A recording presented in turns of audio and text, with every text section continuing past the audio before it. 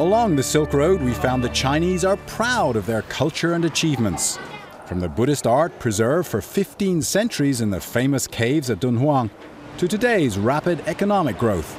But pollution, loss of traditions, and the widening gap between rich and poor makes many parents worry about what kind of country they're leaving for their children. You could have climbed so many steps. Zhao Zhong doesn't have children yet. The 27-year-old runs an environmental non-profit in Lanzhou, a city so polluted by its factories that local officials once proposed bulldozing a mountain to let fresh air blow in. The Yellow River here is mostly biologically dead.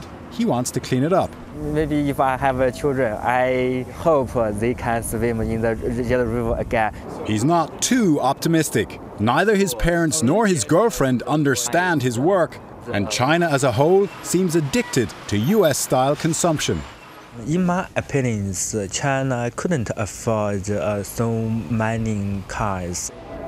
In fact, China's car market overtook the US this year to become the biggest in the world. At this Honda showroom in Xi'an, the salesman told us he had sold 3 sedans that day already at $32,000 each.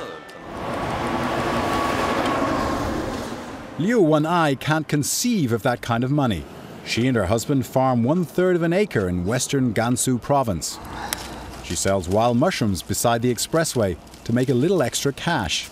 Her village only got electricity last year, but when we asked her how to write her village's name, she made a confession. I cannot read. I never went to school.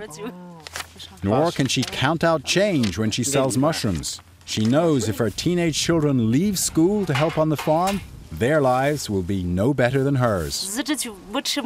Sometimes we have nothing to eat, no money to spend, but I'm doing everything I can to keep my children in school.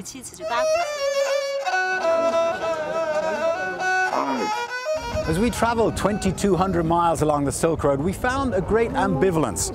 Chinese are very excited about change and a better future, but at the same time, many worry about losing traditions from their past. In the Muslim city of Kashgar, an ancient trading post on the edge of Central Asia, we followed local photographer Wu Shangqian as he photographed the centuries-old mud brick houses of the old town. Last year, the government began to demolish these buildings to make way for new construction.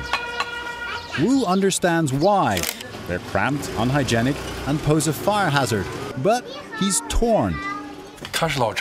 I have a very deep attachment to the old town. China's opening to the world has brought huge benefits, offering opportunities to today's generation their parents couldn't have imagined. But it also has significant costs. Costs that this generation's children will have to face in the future. Terry McCarthy, CBS News, Kashgar, China.